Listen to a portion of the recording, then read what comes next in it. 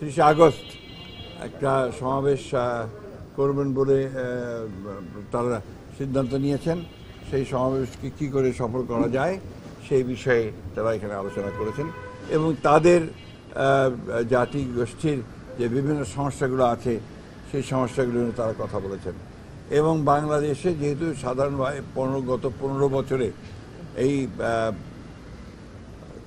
আপনার বৈষম্যের সৃষ্টি করা হয়েছে, অত্যন্ত মানে সচেতনভাবে এই জাতিগোষ্ঠীর মানুষেরা যারা আপনার একটু অর্থনৈতিক দিক দিয়ে, বৈষম্যের দিক দিয়ে, চাকরি বাকরির ক্ষেত্রে, লেখাপড়ার ক্ষেত্রে সুবিধাভাবে একটু বঞ্চিত হয়েছেন, তাদেরকে কী করে সামনের দিকে আরও টেনে নিয়ে আসা যায় সেই বিষয়ে আলোচনা হয়েছে।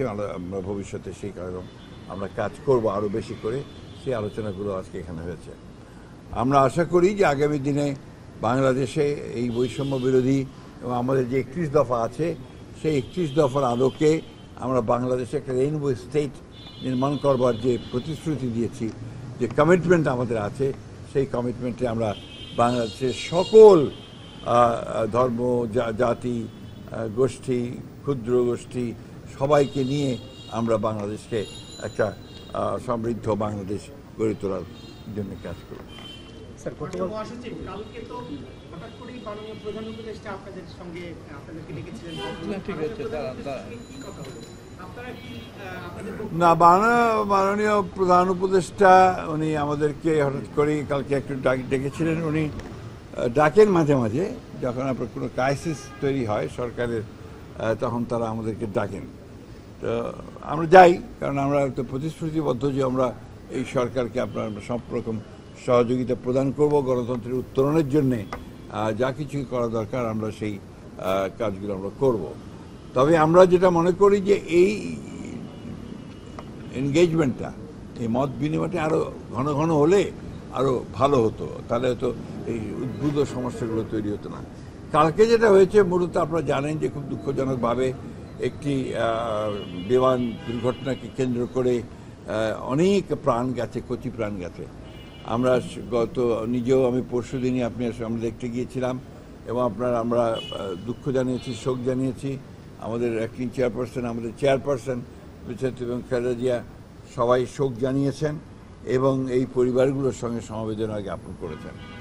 কিন্তু তার ফলে গতকাল উদ্ভূত সমস্যা যেটা হয়েছে, আপনার মূলত মাইলস্টোন স্কুলে 2 জন উপদেষ্টা এবং আপনার প্রেস সচিবকে তারা আটক হয়েছিলেন এবং আপনার সেক্রেটারিয়েটে পরীক্ষা সংক্রান্ত জটিলতায় আপনার ছাত্ররা ভেতরে ঢুকে পড়ে, যেটা আপনার আমার কাছে মনে হয়েছে, সকলের কাছে মনে হয়েছে যেটা একটা আপনার প্রশাসনিক একটা জটিলতার সৃষ্টি হয়েছে এবং একটা ল অ্যান্ড অর্ডার সিচুয়েশনও তৈরি হয়েছিল, আপনারা দেখেছেন সবাই।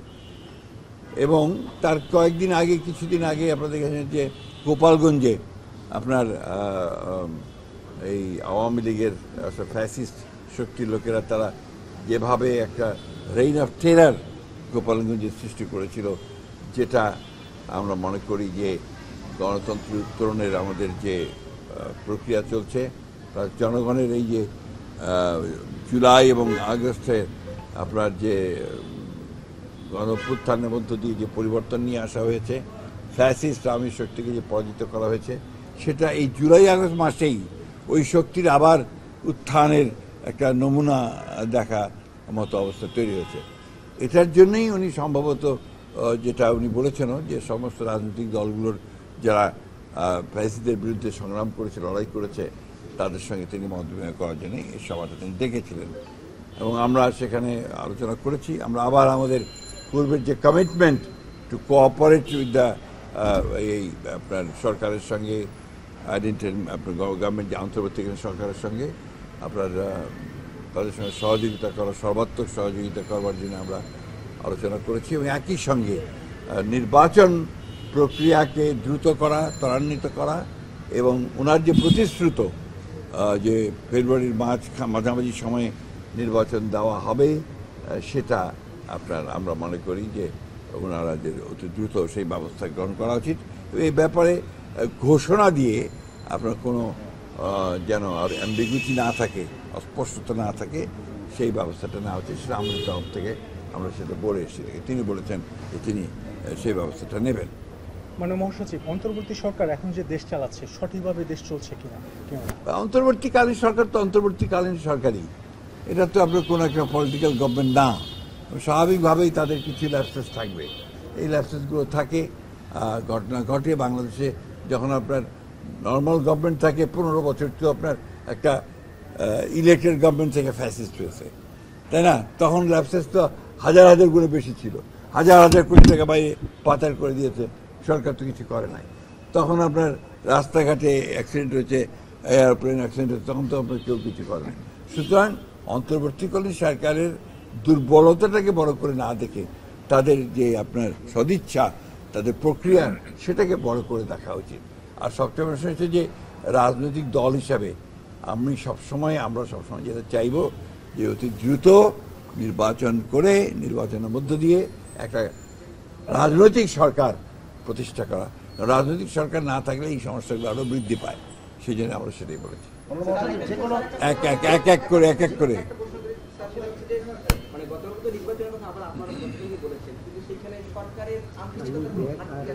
আমরা ঘাটতি দেখছি না এখন পর্যন্ত।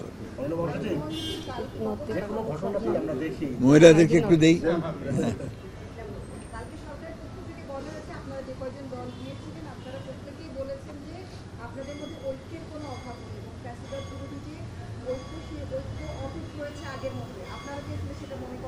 অবশ্যই শোনেন, আপনারা যে মিডিয়াতে যেটা দেখেন বা আসে বা আপনারা দেখান যে রাজনৈতিক দলগুলোর মধ্যে কথার আপনার ছড়াছড়ি, এইদিকে কখনো পক্ষে কথা, বিপক্ষের কথা, বকাবকি, এগুলো তো রাজনীতির একটা থাকবেই।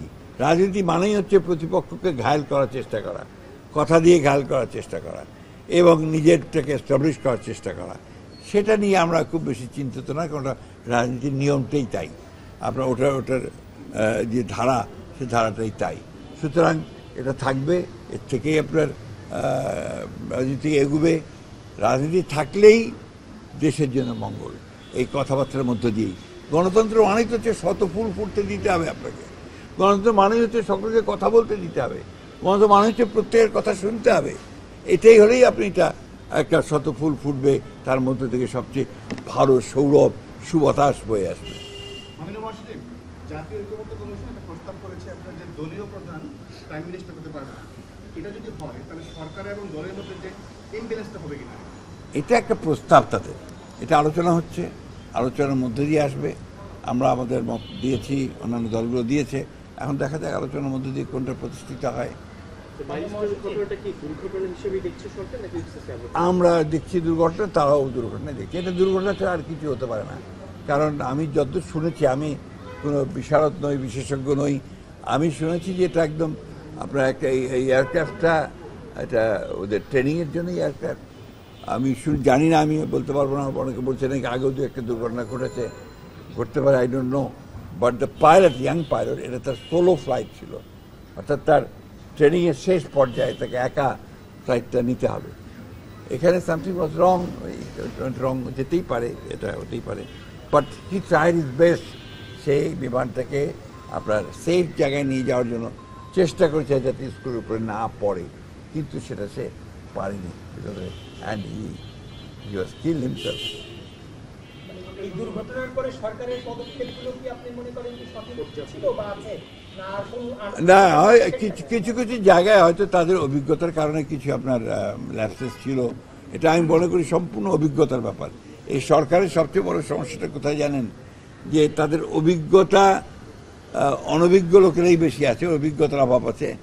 আর কিছু কিছু মানুষের মধ্যে একটা সমস্যা আছে কি, যে তাদের ইগো কাজ করে।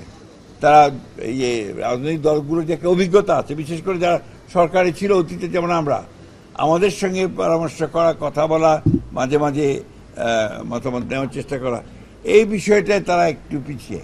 এটা আমি মনে করি যে এটা হয়তো বা তাদের অভিজ্ঞতার অভাবের কারণেই।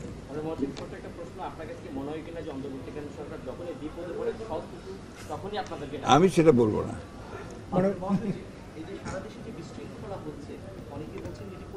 হতে পারে কিংবা নির্বাচনকে বাধাগ্রস্ত করার জন্য বানচাল করার জন্য হতে পারে, আপনারা সেটা মনে করেন? না, বিষয়টা হচ্ছে যে এটা আপনার কিছু কিছু বিশৃঙ্খলা হচ্ছে, ডাউট অ্যাবাউট ইট। এবং এটাও হতে পারে যে আপনার এটাকে ডেফিনেটলি আপনার ইসের ঘটনা, আপনার গোপালগঞ্জের ঘটনা, এটা ডেফিনেটলি আপনার সঙ্গে রাজনীতি জড়িত, নির্বাচনকে বানচাল করার একটা চক্রান্তের মধ্যে অবশ্যই আছে। আর আপনার এই যে সেক্রেটারিয়েটে ঢুকে পড়া এবং সেখানে আপনার কয়েকজন আপনার ফ্যাসিস্টদের লোকজনকেও আপনার আটক করা দেখা, তো বোঝা যাচ্ছে যে তাদের কিছু কিছু সমস্যা তৈরি করার চেষ্টা এখানে আছে। তো এটা কখনোই পারবে না। বাংলাদেশের মানুষ অত্যন্ত সজাগ এবং সচেতন আছে, তারা সমস্ত প্রচেষ্টাকে, সমস্ত চক্রান্তকে তারা নস্যাৎ করে দেবে। মানে মহাসচিব, ফেব্রুয়ারিতে যে নির্বাচনের টার্গেট, সেই টার্গেট মতো কি সরকার এগুচ্ছে কিনা? আমি তো দেখছি এগুচ্ছে।